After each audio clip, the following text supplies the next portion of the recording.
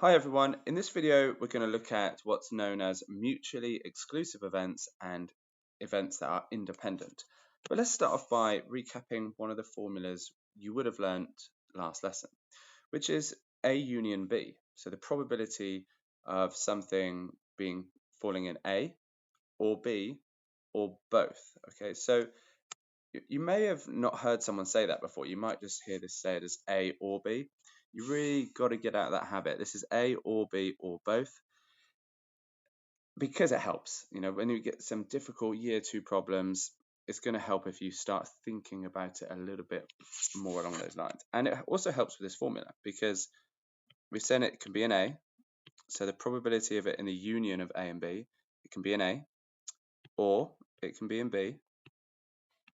The or rule with addition is something you've probably accepted a long time now, so I'm not going to go too much into that.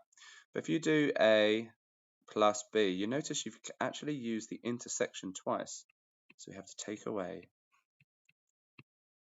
the intersection. Now, the reason I'm showing you this, because we're going to see a slightly different formula for this when things are called mutually exclusive. And let's do that now. So I really struggled when I was learning this to just remember words. Pictures made it very easy for me to understand. So mutually exclusive basically looks like this. So this is A and this is B. You'll see there's no intersection. So when I have to remember what mutually exclusive means, I just remember that picture and then it's obvious. You can't have something in A and B. You know, it could be football and cricket practice because they're on at the same time on the same day. You can't physically do both. So you have to make a choice. Or it could be, are you going to go to choir or are you going to play hockey? You can't do both at the same time because they're on at the same time. Unfortunately, if you like both, sucks to be you, right? But here in this instance, if we look at the union formula when things are mutually exclusive, you see there isn't any intersection to take away. I am very safe to do the probability of A plus the probability of B. And this only happens when you are told things are mutually exclusive. They cannot happen at the same time. There is no outcome in common. If there is an overlap, you see it's different. Because there's an overlap, they are not mutually exclusive. Okay, now I'm going to draw a really solid line just down here because I don't know why the book does this. I'm doing it because the book does it, and this is how you're probably going to learn it. But when you do things next to each other, a lot of people think, oh, they must be the opposite. These two events, whether it's mutually exclusive or independent, has nothing to do with one another. So that's why I've got a solid line, just to try and separate them in your mind a little bit more. Now, independent, well, what does that mean? So let's talk about some examples. So if you were to roll a dice and looked at what's the probability of getting a 1, for example, and then you were to do it again, would the second roll be influenced by what the first roll was? No, they're completely independent. They do not affect each other. So if two events are independent, they have no effect. It could be rolling a dice and flipping a coin. They don't have any effect. However, if you were to look at your golf swing, if your first tee shot of the day went into the water, is that going to have an effect on your second tee shot? Probably. It's going to play on your mind, isn't it? Or you're playing a tennis match against someone that's beaten you every single time you've played them. Is that going to affect how you play in that game? Sure thing. So those two things are not independent. If things are independent, they have no effect on, like, the next outcome will not be affected by a previous outcome. And that's what I've tried to say there in the words. And if things are independent, and you'll see I actually fill in another line here when we do some examples. If they're independent, the intersection, so the probability of A happening and the probability of B must be happening as well. So A must happen and B must happen. It's going to follow this if they're independent. Okay. Only when things are independent, it follows this. So only even think about using this formula. It is not a general formula for the intersection. It is only a formula when things are independent. So please remember that. So let's have a look at some examples. So it says example 2. I don't know where example 1 went, but there's example 1. So what can we say about this Venn diagram? So we've got the number of students that watch any of 3 popular TV shows. So I can say that TV show A and TV show C are, and I'm just going to write mutually exclusive because it's quicker, right? Like that, Emmy. They are mutually exclusive. Why? There is no overlap. So how can I tell? There is no overlap. Simple as that. That is rubbish. Let's get rid of that. And it's really poor notation. You might find it in book 1. If you go to book 2, where the example is actually enjoyable, book 1 is an insult, really. For me, it's below GCSE, so just go straight to book 2. And this means the probability of B happening, or C happening, or both happening. Well, are they mutually exclusive? No. So we actually don't need to use a formula because we've got all the numbers here. But let's have a look at it. So what we're looking at here, let me just get a highlighter. Let's just show you. This is the union. Oops. This is the union of B and C, or B or C or both. So just add these up. So what have we got? 19 plus 7, 26 out of 30. You could cancel this down to 13 over 15. It's the right thing to do. But it doesn't matter too much if you leave it like that. So is the probability of A and the probability of B independent? So you've seen the word, okay? So this is that trigger for you to use that formula. But you must write this. You must write independent. So my writing's really scruffy when I'm using this software. Independent if the intersection of A and B is the same as the probability of A times the probability of B. Independent if this is followed. If you don't write that little statement in blue and just write the next bit, you're not going to get any marks. Or if you just wrote this line without the independent if, you're not getting the marks. So make sure you write your statement to show whether something is independent, and then you test it. So what's that? That's going to be 4 out of 30. Yeah, the intersection of A and B, this bit here. Probability of A, that's 7 out of 30, times the probability of B, which is 19 out of 30. And does that work? Well, let's just take a second to pop that into the calculator.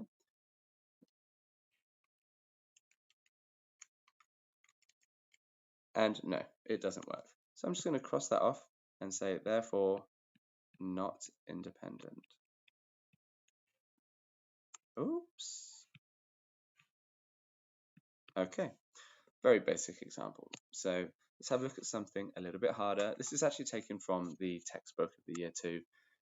I think it's 5C. So I just get a bit more room. Let's just get rid of that and pop that over here. Okie doke. So we've got some information, probability of A, probability of B, and we've also got an intersection. So we can instantly see they're not mutually exclusive because there's an intersection. Explain why they're not independent. Okay, so let's do the same thing as before. So over here, just going to write independent if. That does meant to say independent. I do apologize. I'm using one of these pens and I'm actually trying to hold a laptop screen up at the moment. So and press against it, so it's pretty hard. So they're called A and B again. Most of the time you'll see they are A and B, but if they were E and F, it'd just be intersection of E and F. And then just the two separate events multiplied together. Right, so they're telling us that is 0.25. They're telling us this is 0.3. This is 0.4. You know this is 0.12, so they're not equal, so therefore not independent. Easy peasy. But also very easy to not get the marks if you don't write the statement. All right, so now we have C, and A and C are mutually exclusive, and B and C are independent. Okay, so now it's getting a bit juicier, isn't it? So let's start by drawing this picture, which it does ask us to do. Right, so so A and C can't touch. B and C, so let's just draw a caterpillar. Okay, so let's go A, B, C. Draw our box around it. Okay. Right, so we know this is 0.25. We know this therefore is 0.05. That's just from the information on that top line. And right now we don't know anything else apart from A and C are mutually exclusive, so that's why they're not touching. And let's deal with this B and C are independent. So I don't have to write the independent if because they're telling me it's independent. So I know the intersection of B and C is the probability of B times the probability of C. I'm not writing the independent if. I'll say this one more time because I'm not trying to prove whether something's independent. They're telling me, so I can just go ahead and use it. So I know this is 0.2.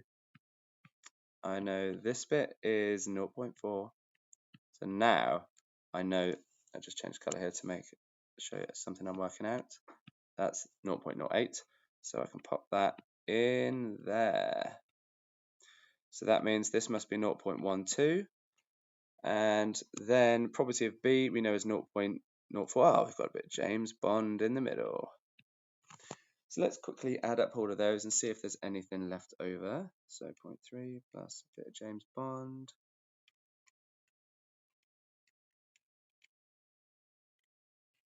Okay, yes, so there's 0.43. And I'm going to pop that down in the bottom right. But you can pop it anywhere you like. Sorry, my dots are just really hard on this software, but here we go. All right, cool, we're done. And then we have this. Right, so this can be quite tricky. So you might want to make a few drawings of this. Union actually makes things a lot easier because you just stick things together, but the intersection is when you have to be careful. So let's deal with this first bracket here. So this means A must be happening and not B must be happening. Sometimes I like to look the other way around, especially when there's a not. So not B must be happening. So everything outside of here. So looking at this number, just underline these quick, this one and this one. So that's everything outside of B. So not B must be happening, but also A must be happening. So also this must be happening. So where of these three green underlines was it also happening in here? So actually only look in there. Okay, so we can actually ignore those two for now. So this green square here, A intersection not B, is just this bit here. This is where A is happening and not B is happening. But we're going to have a union with C. So now what we're going to do is include all of C as well. So the answer is 0.25. There you go. Let's have a look at a slightly trickier one. Again, I think this is just the next question in your book. For some reason, that is meant to be an S, and I took a photo, so I can't just change it very easily. Right, so here we go. We can draw this straight away. We've just got some pretty tough look. That one's easy. This one's probably going to be pretty tough. And then we've got to state whether something's independent or not at the end. This just means there's nothing in there. So sometimes this can be presented like the two brackets open and closed. But we've got an intersection. So let's just go ahead and draw a nice, clear three-way Venn diagram.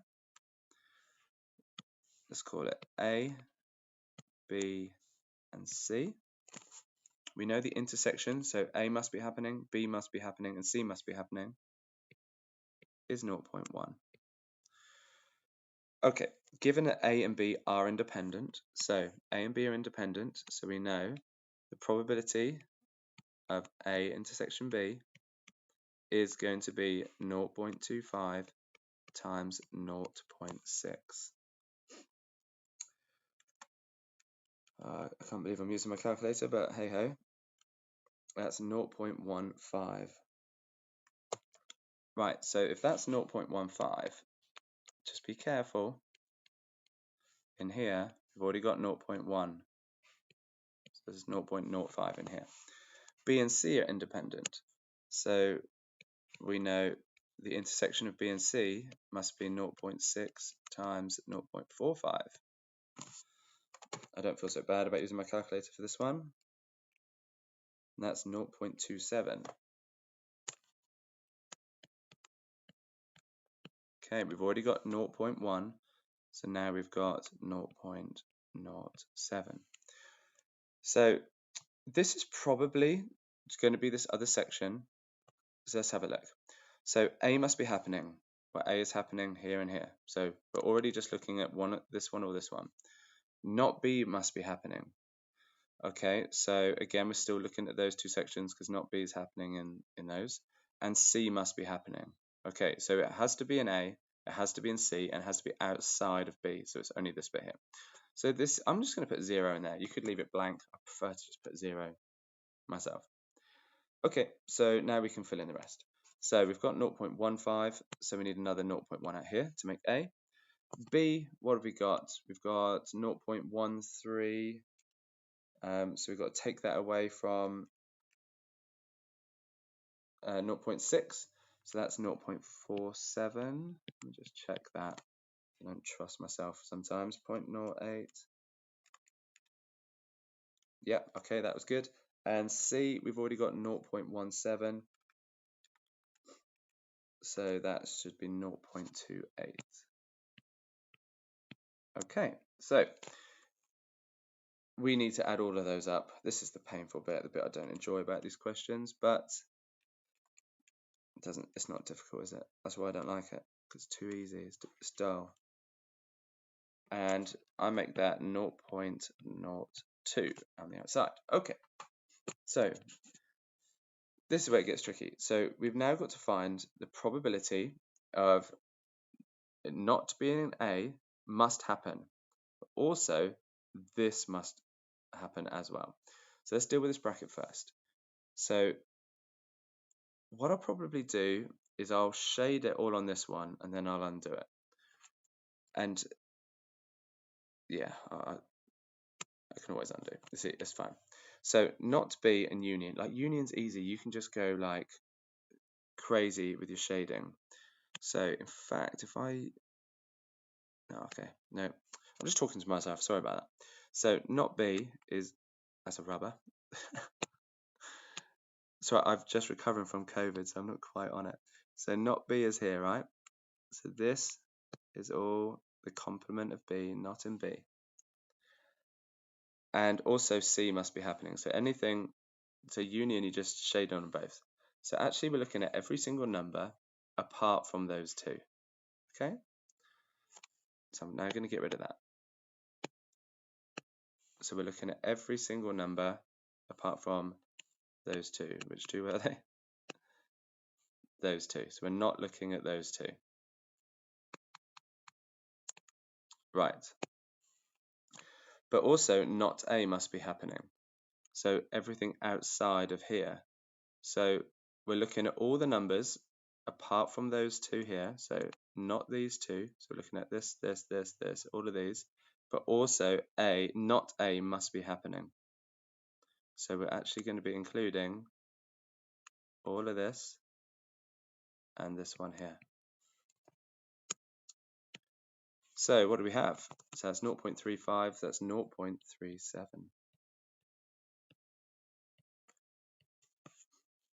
You know, sometimes you just want to make copies of this. You know, do you know what? I'll do that really quick. I'll just show you how quickly you can do that, right? So here we are. So I'm not worrying about any numbers. So you just draw 3 versions of it very quickly, like so.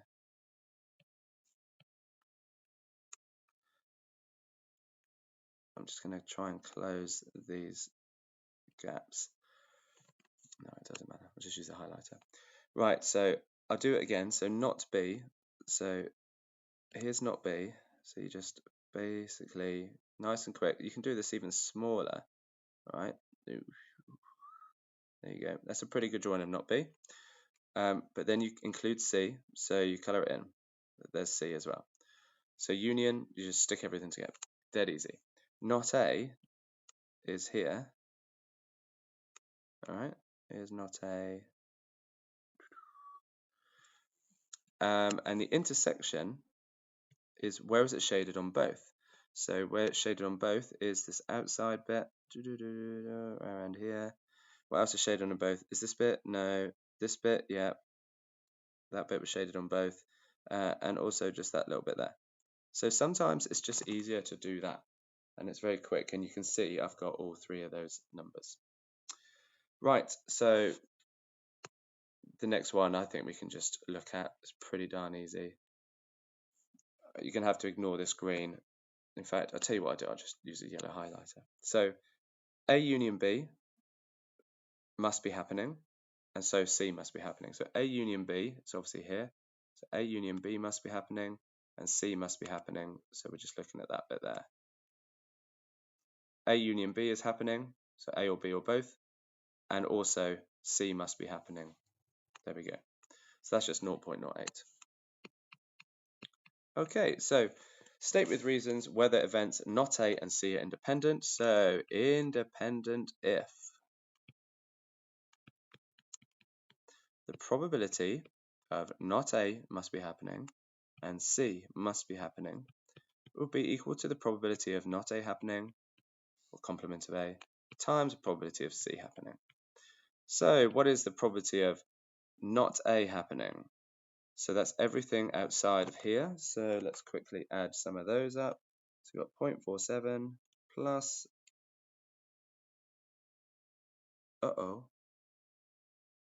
I've just realized that is meant to be a 17. Right, well, that's going to change all my answers. Look, I'm sure you've been watching this guy. That guy's an idiot. That should be 0.17. But, you know, I've explained how to do it. I don't really want to remake it. So, that's so annoying because these, this won't be right, will it? No, it won't.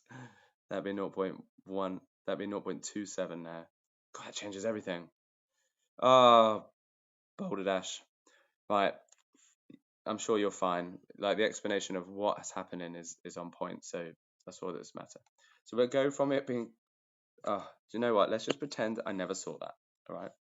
So not A happening. Like I said, just coming back from COVID, people. So not A be everything outside of this circle here. So